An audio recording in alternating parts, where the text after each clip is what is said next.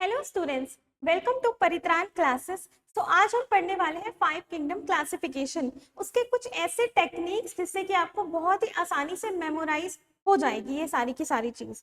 ठीक है, तो आज हम स्टार्ट करेंगे। आपको ये पता है कि वीटेकर ने RH वीटेकर ने ये रूल दिया था सबसे पहले 5 किंगडम क्लासिफिकेशन का। सबसे पहले जो किंगडम बने थे वो प्लांटी और एनिमिलिया बने थे, ये भी हमें पता है, और वो लीनियस ने बनाया था।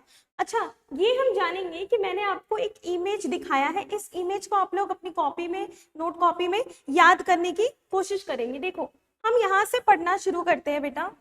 मैंने बोला कि हम आज पढ़ेंगे कैरेक्टर्स। ठीक है, देखो कैरेक्टर्स पढ़ने के लिए सबसे पहले हमें एक चीज सबसे ज्यादा इंपॉर्टेंट होती है, वो ये होती है कि सबसे पहले यहाँ पे हम पढ़ लेंगे कि इसका क्लासिफिकेशन कैसा है। ठीक है, जैसे कि मैंने आपको बताया पहले किंगडम प्लांटी और किंगडम एनिमिलिया बनाए गए बेटा, फिर साइंटिस्ट को कुछ समझ में नहीं आया तो प्रोटिस्टा बना। इसके बाद उन्होंने जब देखा कि प्रोटिस्टा मोनेरा जो है काफी अलग अलग है, मतलब कुछ उनको उन्होंने क्या किया था, बैक्टीरिया को भी प्लांट में रख दिया था। ये जो बैक्टीरिया मोनेरा वाला ग्रुप है ना, इसको भी प्लांट में उठाकर रख दिया था। फिर देखा इनका सेल वॉल और प्लांट का सेल वॉल में तो डिफरेंस है। इसके बाद इस तरह से ये 5 किंगडम क्लासिफिकेशन की स्टार्टिंग हुई है। तो इसको मेमोराइज करने की लर्निंग टेक्निक में बता रही हूँ। सबसे पहले आप एक लाइन ड्रॉ करेंगे अपनी कॉपी में। इसके बाद इस लाइन को ड्रॉ करने के बाद हम ऊपर पहले कैरेक्टर पे बात करेंगे, जो कि कैरेक्टर होगा कौन सा यूकैरियोट्स होगा बेटा और कौन सा प्रोकैरियोट्स होगा। Very easy technique. ठीक है, अब देखो मैंने जैसा कि बताया कि इस लाइन को ड्रॉ किया, तो ये लाइन में ऊपर वाला जो मैंने बनाया वो क्या हो गया, यूकैरियोट्स, और नीचे वाला प्रोकैरियोट्स। इसका मतलब ये तो बहुत सिंपल है, यानी किंगडम मोनेरा क्या है, प्रोकैरियोट्स है ना। प्रोकैरियोट्स ऐसे सेल्स होते हैं बैक्टीरिया के, मतलब ये सेल का टाइप है, एक यूकैरियोट और एक प्रोकैरियोट। यू मतलब होता है ट्रू न्यूक्लियस वाला। ठीक है, ये समझ में आ गया बेटा। एक यूकैरियोट्स प्रोकैरियोट्स, इनके पास न्यूक्लियस जो होता है वो वेल डिफाइंड नहीं होता। अब देखो, अब हम दूसरा क्लासिफिकेशन यहाँ से करेंगे। ये भी बहुत सिंपल है, हमने यहाँ से एक लाइन खींच ली, इसका मतलब इसके ऊपर वाला बेटा मल्टी सेल्यूलर और इसके नीचे वाला क्या, यूनिसेल्यूलर। Very simple.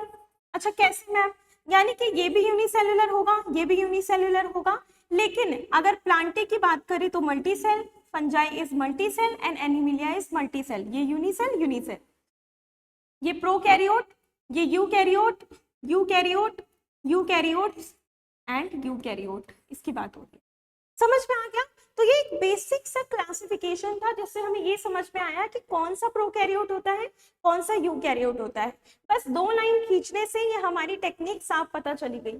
ठीक है, इसके बाद देखो नेक्स्ट हम पढ़ने जा रहे हैं, दूसरा है न्यूट्रिशन। न्यूट्रिशन हमने बचपन से पढ़ा है कि जो अपना खाना खुद बनाते हैं उसे ऑटोट्रॉफ कहते हैं, और जो किसी और की मदद से किसी पे डिपेंड होते हैं उसे हम क्या कहते हैं बेटा, उसे हम कहते हैं हेट्रोट्रॉप्स। ये समझ में आ रहा है। तो ऑटोट्रॉप्स में हमने पढ़ा है कि प्रोड्यूसर होते हैं जो अपना खाना खुद प्रोड्यूस करते हैं।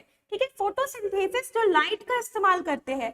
ठीक है, जो खाना बनाने के लिए लाइट का इस्तेमाल करते हैं। अब देखो कीमोसिंथेसिस क्या होता है, जो इनऑर्गेनिक सब्सटेंस का इस्तेमाल करते हैं। इनऑर्गेनिक सब्सटेंस जिसमें कार्बन हाइड्रोजन नहीं होते, नाइट्रोजन वगैरह के सोर्सेस होते हो। ठीक है, अच्छा हेट्रोट्रॉप जो दूसरे पे डिपेंड होते हैं, आपने ये सुना होगा, जैसे कि लायन होता है। बेसिकली लायन क्या होता है, डियर को खाता है, तो कंज्यूम करता है, तो कंज्यूमर हो गया। इसके बाद ये देखो बेटा डिकम्पोजर। डिकम्पोजर क्या होते हैं, आमतौर पे डिकम्पोजर बैक्टीरिया और फंजाई को बोला जाता है। ठीक है, bacteria and fungi are decomposer. अगर ये डिकम्पोजर ना हो, जैसे सड़े गले पदार्थ हो गए, डेड ऑर्गेनिक मैटर हो गए, ये इनको तोड़ते हैं, कुछ एंजाइम्स रिलीज करते हैं, उसको तोड़ करके ये डिकम्पोज करके फाइनली अपना फूड लेते हैं उससे, कौन, बैक्टीरिया और फंगस। ये समझ में आ गया बेटा। तो हम एक बार इस पे लौटते हैं। ये मैं बता दूं आप लोगों को फाइनल कि ये होता है बेटा, फोटोसिंथेसिस करता है, फंजाई हेट्रोट्रॉप होता है, और एनिमिलिया भी हेट्रोट्रॉप कंज्यूमर होता है। ठीक है, और फंजाई क्या होता है बेटा, डिकम्पोजर होता है, अभी बताया। और प्लांटी बेटा सिर्फ फोटोसिंथेसिस करता है, प्रोड्यूसर होगा। मोनेरा क्या होगा, कीमोसिंथेसिस करेगा, यानी इनऑर्गेनिक न्यूट्रिशन लेगा। ठीक है, और प्रोटिस्टा बेटा, प्रोटिस्टा तीनों तरह का शो करता है, कंज्यूमर भी हो सकता है, डिकम्पोजर भी हो सकता है, और ये फोटोसिंथेसिस भी शो करता है, जो कि आपको एनसीईआरटी में मिल जाएगा। तो आज के लिए इतना ही, थैंक यू।